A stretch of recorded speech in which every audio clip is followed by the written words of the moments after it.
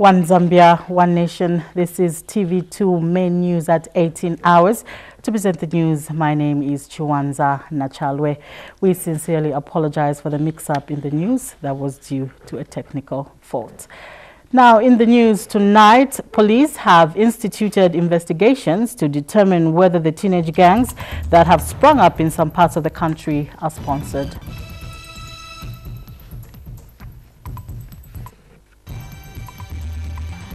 Seven people have been killed by hippos in Iteji district. And also in the news, Zambia Medicines Regulatory Authority has given a 30-day ultimatum to drugstore owners in various communities in Lusaka to comply with the laid-down procedure or risk being arrested. And now the news in detail. Police have instituted investigations to determine whether the teenage gangs that have sprung up in some parts of the country are sponsored. Police spokesperson Mwata Katongo says the police is concerned with the rise in numbers of teenage gangs, with the latest in Nakonde and Petauke. Mrs. Katongo says it is also sad that parents to some of the Tokota boys that have been apprehended have been offering the victim's mother a house so that she can drop the case. She says such situations are worrying and unfortunate. And Ms. Katongo says it is unfortunate that some criminal elements in the police service have been notifying the gang leaders. Ms. Katongo was speaking during a TV2 News and Current Affairs program 7 days today. That's a thing that we need to investigate. Because, you know, I was thinking yesterday to say, how could it be that all of a sudden we have all these groups? In the recent past, we were living peacefully, but now we have a lot of such groups. Are they being sponsored? So those are the things that we need to look at. Even as we are doing our investigations, we need to cast our net wider so that we can get as much information as possible, so that we look at the root cause. What is causing this? Could it be that these young ones are being sponsored to cause anarchy? Could it be that it is out of their own will? Those are the things that we need to look at, and it will only come out once we do our investigations. And we believe members of the public, those who may have information, can also help us. They can just come and confide in us so that we know where the problem is coming from. Several teenage gangs have sprung up across the country and are attacking people while carrying out robberies. 7 people have been killed by hippos in Iteji district. District Commissioner Hendrix Kaimana has appealed to the Department of National Parks and Wildlife to consider cropping out some hippos that are terrorizing fishermen in Lake Iteji. Mr. Kaimana further says a warden from the Department of National Parks and Wildlife on Tuesday survived a buffalo attack near Iteji hydropower station and is currently in hospital.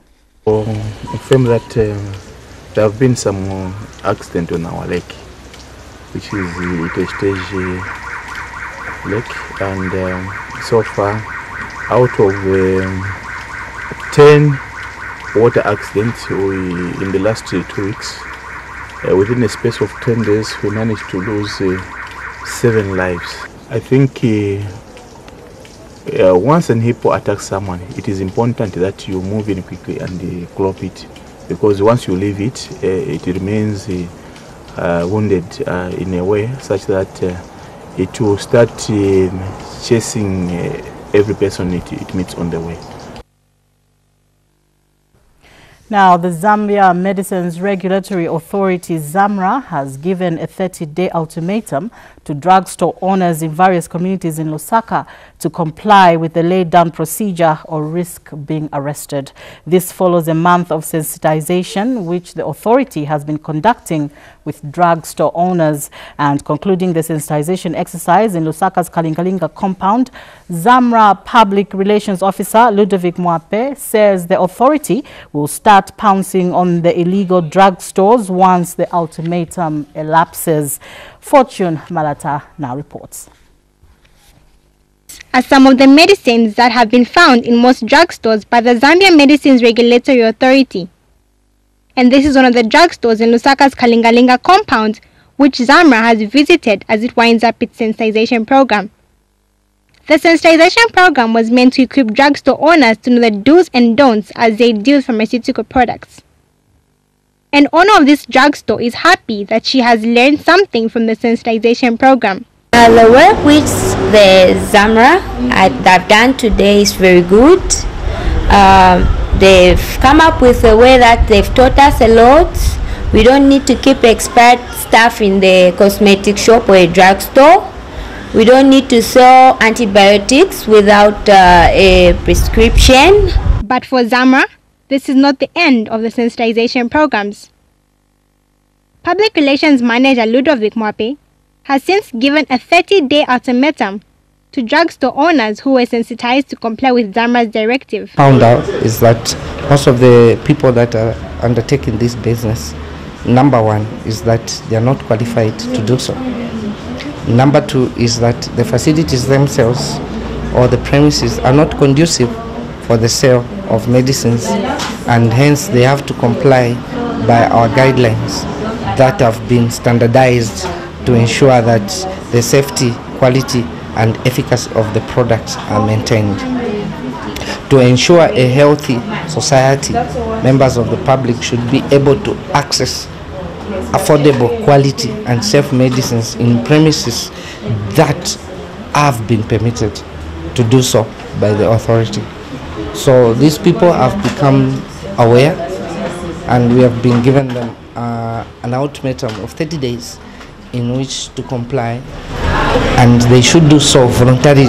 It is up to these drugstore owners to do the right thing and comply with the directive by the authority.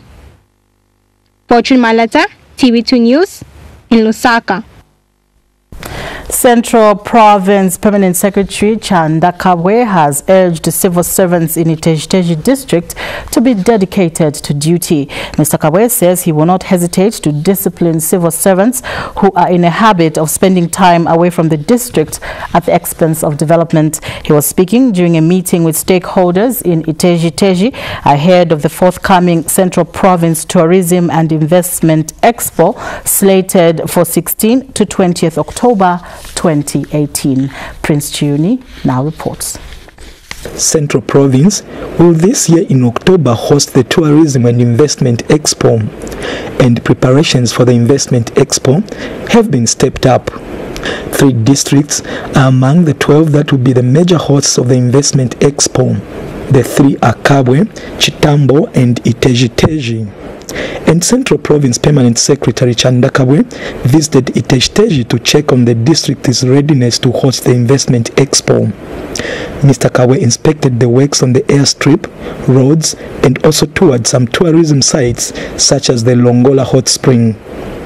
The Permanent Secretary also held a meeting with stakeholders in the district where presentations on the forthcoming Investment Expo were made. Investment Expo for Central Province will be able to answer to some of the issues that we are dealing with in the 7th National Development Plan.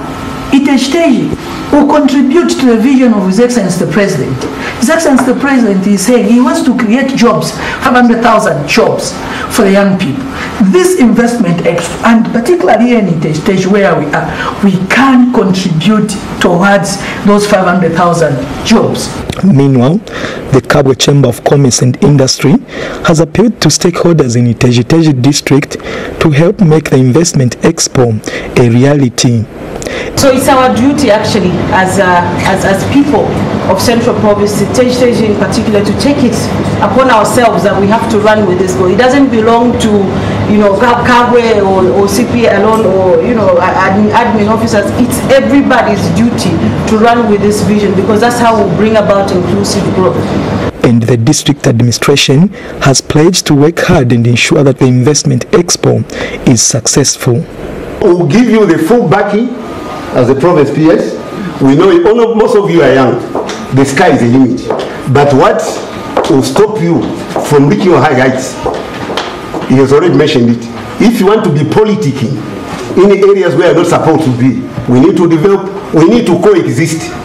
We're a multi-party state and we should coexist. Anybody who does not want to coexist should not be part of Zambia. The Central Province Investment Expo will be held under the theme Accelerating Investment for Inclusive and Sustainable Development. Prince Chioni, reporting in Iteje District, Central Province. To Copperbelt Province now, where more than 1,000 residents of Wontungwa Ward in Chingola are living in fear after their houses developed cracks due to mining activities in the area. Blasting in the nearby Nchanga open pit mine has led to 89 houses developing huge cracks. Some residents spoken to have complained that Konkola Copper Mines KCM has stopped warning the residents before blasting, and Chingola Mayor Titus Tembo has called for the relocation of the affected residents. Mr. Tembo has told ZNBC News in an interview that the affected houses are too close to the Nchanga open pit mine, and the only solution to avoid death is relocating the residents. Just now we take our first commercial break. We'll be right back with more news. To stay with us. Thank you for still staying with us. You're watching the main news on TV2.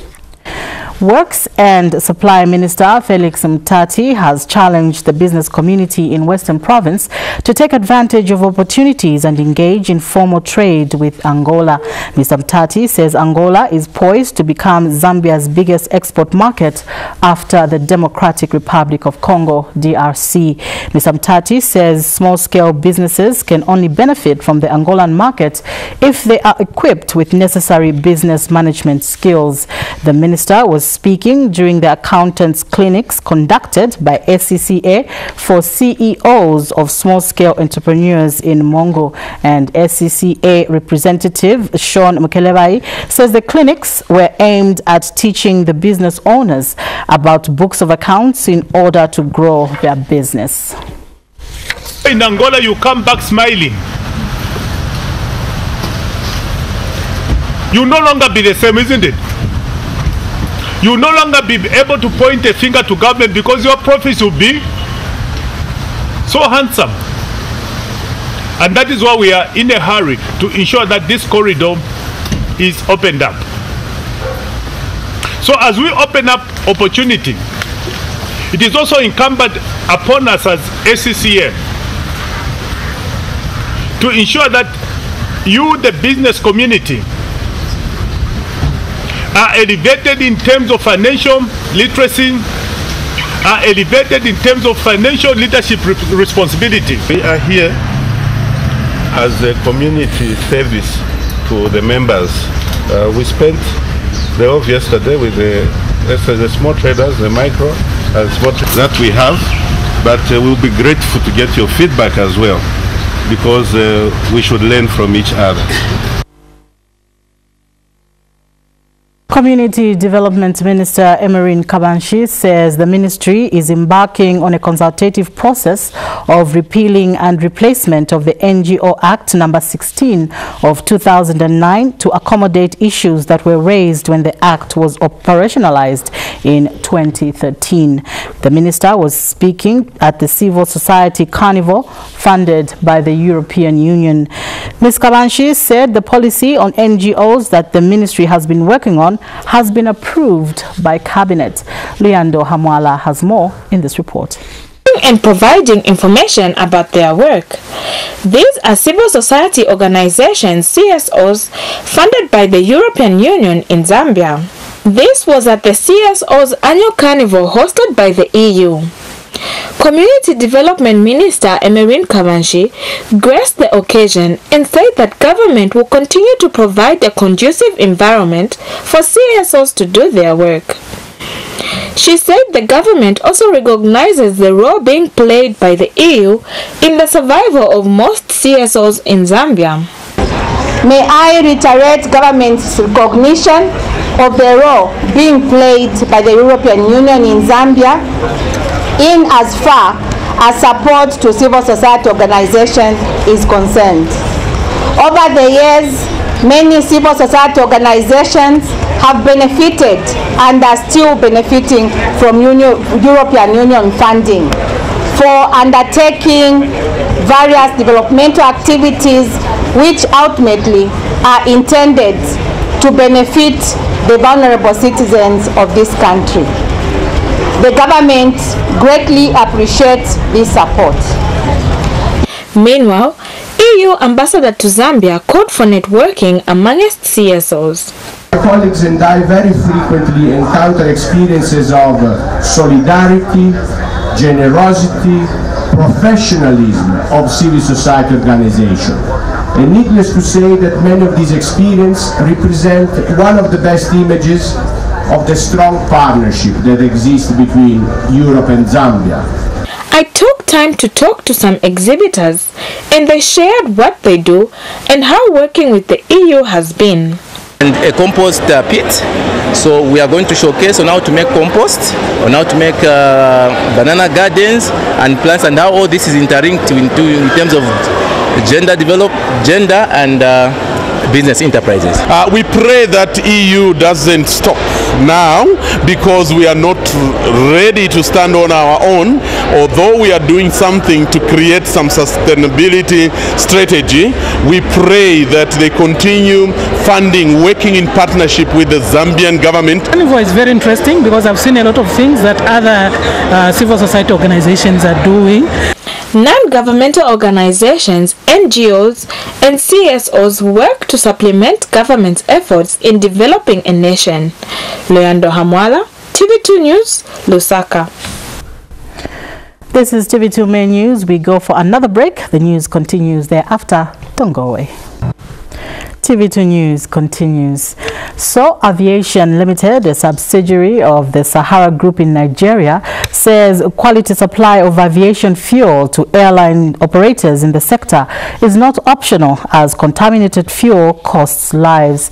And Sahara Group Head of Corporate Communications, Bethel Obiama, says the Sahara Group will continue to diversify its investment in the energy sector beyond fuel supply in many African countries. TV2's Penlop Sikazwe reports that the company hopes to work with the options available in the countries of investment when it comes to the promotion of green energy. He was speaking to journalists in Lagos, Nigeria, after a conducted tour of So Aviation's facility. Here's a report. The traffic is flowing a little faster, and so is business at So Aviation Limited, a subsidiary of the Sahara Group in Nigeria. We arrived in time for the briefing, and moments later, we are garbed in protective gear as our team is taken through a briefing on several risks to our safety at one of Nigeria's Jet A1 fuel suppliers facility, with one of the largest storage capacities. Safety comes first. This is one of the things that they emphasize during the tour, because in a business like this, anything can happen and they have to be ready for any eventuality. Cross the land is the operational area. The use of mobile phones are not allowed. Taking of pictures are not allowed. Cosplay is not allowed as well.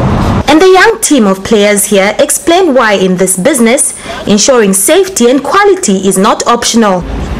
Foremost of all the things we do here is safety. And that, why safety? Because we see there is no parking space in the air. If you're driving your vehicle and then you notice maybe you hear a funny sound from the engine, you could say, okay, let me just veer off the road and then check what's going on. But if that happens in the head, that's disaster. So everything we do on the ground must be perfect. In recent times, some accidents in the sector have been attributed to substandard aviation fuel, something the company disassociates itself with.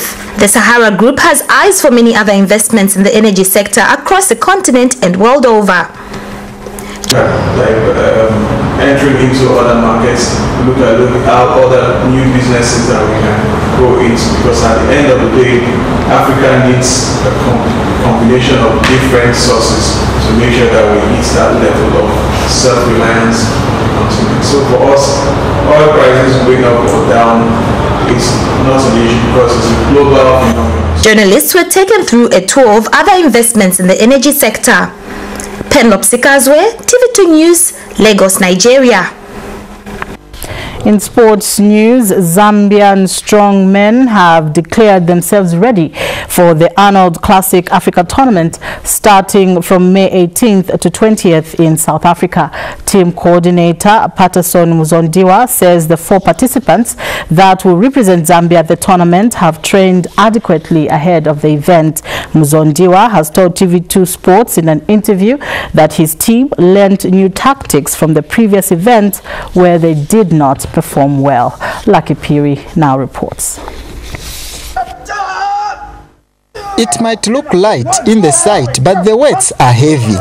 This man has taken 5 push-ups of this car weighing more than 300 kgs. It is part of the preparations for the Arnold Classic Africa Tournament to be held in South Africa from May 18th to 20th, 2018. And these activities are being done to brace themselves for this competition. 4 participants will represent Zambia in this year's Arnold Classic Africa Tournament. 2 out of the 4 participants took part in the previous competition. This is the 3rd time the tournament is being held in Africa, at the same time marking Zambia's 2nd participation. And the participants are confident that they will represent the country well at this showpiece. And this time I think we're going out, we're well prepared, expecting to do well. I want to go and do better in South Africa. It's my first time. We have trained as a group. We are ready. Yeah, we are ready. This time around I think we are well prepared. We've not left anything, any stone unturned. We're geared, we're excited, and I think we're not just going there as participants, we're going there to compete. I think I'm really ready for this category. We're going to give them a very good show. Team coordinator Patterson Muzondiwa has promised the country medals at this tournament. I think we're well prepared. Last year we went as rookies, so it was very difficult going there and seeing new equipment that we have never used before, and new faces, new environment. So there was a bit of rookiness that was in it. This time around we know what to expect, and having registered much earlier this time around, we know what events are going to be there, so we've actually been practicing specific to the events. These strongmen are expected to leave for South Africa on Wednesday, May 16th, 2018. Lucky Piri for TV2 Sports News in Lusaka. Still in sports news, the junior Chipolo Polo boys have kick-started their under-20 Africa Cup qualifiers with a 2-0 win away to Rwanda. This was the first leg of the Niger 2019 Junior Africa Cup qualifiers. Zambia's Francisco Mwepu opened the scoreline in the 35th minute. Mwepu rounded up the scoreline when he added his second in the 80th minute to help the junior Chipolo Polo boys collect maximum points. Zambia will play Rwanda in the return leg next Saturday in Lusaka. And speaking in the post-match interview, assistant coach Charles Wale said he will now focus on the return leg. Wale says there will be no time to relax as there is only a few days before the return match in Lusaka. He added that the foreign-based players did not have enough game time because they did not have enough time to train with the rest of the team. Wale says the 2 foreign-based players will have enough time to train with the rest of the team before the return match. As we end the news, here's a reminder of our top stories. Police have instituted investigations to determine whether the teenage gangs that have sprung up in some parts of the country are sponsored. Police spokesperson Mwata Katongo says the police is concerned with the rise in numbers of teenage gangs, with the latest in Nakonde and Petauke. 7 people have been killed by hippos in Iteji district. District Commissioner Hendrix Kaimana has appealed to the Department of National Parks and Wildlife to consider cropping out some hippos that are terrorizing fishermen in Lake Iteji. Zambia Medicine Regulatory Authority ZAMRA has given a 30-day ultimatum to drugstore owners in various communities in Lusaka to comply with the laid-down procedure or risk being arrested. This follows a month of sensitization which the authority has been conducting with drugstore owners. This is where we come to the end of our news for this hour. For more news, we'll be back at 20 hours with another main news bulletin. Thank you so much for watching. See you then.